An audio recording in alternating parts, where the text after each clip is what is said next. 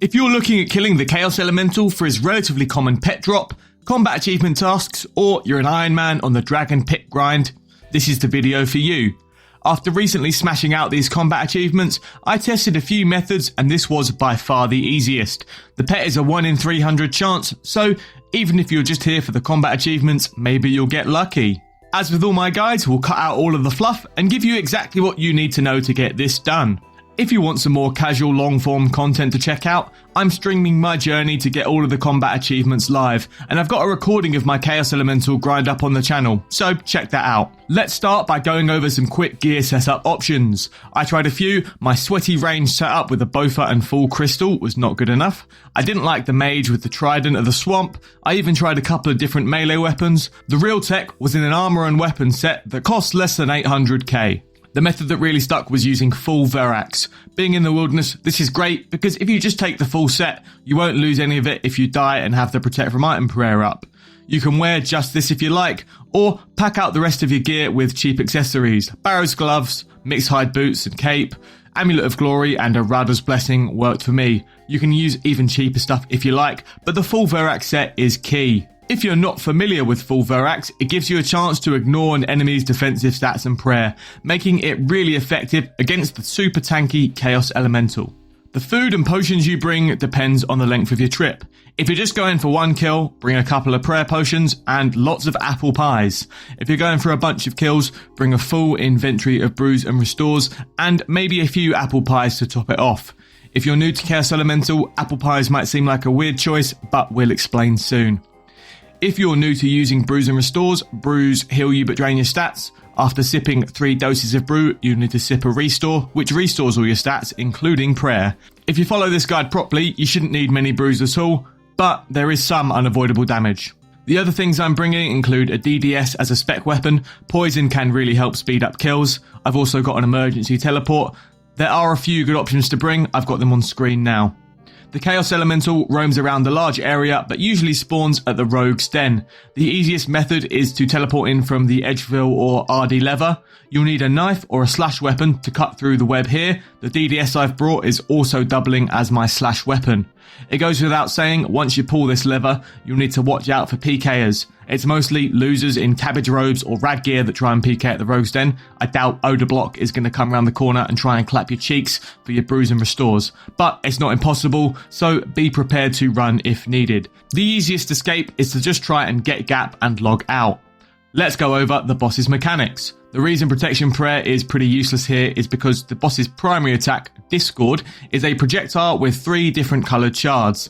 This attack can deal either magic, ranged or melee damage, and it's impossible to tell which. You're in melee gear, so it's best to use Protect from Magic, which is more likely to hit you. He also has 2 other attacks. Confusion teleports you a few tiles away. This is a red orb that will fly towards you. His other special, Madness, unequips 4 of your items. This is why we've got brews, restores and pies instead of regular food. You can avoid this attack entirely by having a full inventory. Pies leave behind pie dishes and potions leave behind vials, keeping your inventory full. Just make sure to turn off the vial smasher in settings if you've completed barbarian training. With that out of the way, let's go through the primary strategy that we'll be using to kill the boss, flinching. Once you get towards the Rogue's Den, hopefully you've aggroed the Chaos Elemental on the way here. You'll want to run to his tree and hide behind it on the eastern side. If you don't have the Chaos Elemental on you and you're stuck here already, you'll want to hop worlds until you see him close to you. Get him on you with Protection from Magic up and run back to behind the tree. He'll get stuck. If you get stuck on any other side of the tree, that's fine. Just move around to be opposite him. Now he's in the safe spot. Wait until his health bar disappears. Attack him once, then immediately run back to the tile you were on before. He should not hit you. If he does, you attacked him too soon. Another method you can use to count is the Chaos Elemental's animation. After 8 little bops up and down, he's safe to attack again. You can keep your best melee boosting prayer up the whole time, or flick them off and on between flinches if you want to conserve resources. Rinse and repeat this until he's dead. If he damages you, eat up and restore your stats. If he teleports you away, run back behind the tree. And if he unequips your stuff, you never guess what you've got to do. Put it back on. None of this should be a problem, as you'll be flinching him and shouldn't be taking any damage or taking any hits after you initially get him into the safe spot. I won't demo a whole kill for you, but let's see this put into practice. Okay, so you want to hop worlds until you're behind this tree and can see the Chaos Elemental has just spawned. We'll put on Protect from Mage, run out and aggro him. We then need to run back behind this tree as soon as he spots us. Once he's here, wait for a few seconds and attack him, then run back. We just have to wait until his health bar disappears or he's dipped up and down like this 8 times. Then we can attack him again, run back. Just rinse and repeat this and eventually you will get him down. If you've bought a spec weapon, remember to use that. Like I said earlier, poison is really helpful. If you've made it this far, consider dropping the video a like and subscribing to the channel. Any engagement really helps boost my videos in the algorithm and helps me to reach the people who need them most. If you want to be part of a growing community of OSRS players that are all striving to get better at the game and help each other out, check out my Discord. The link is in my channel description.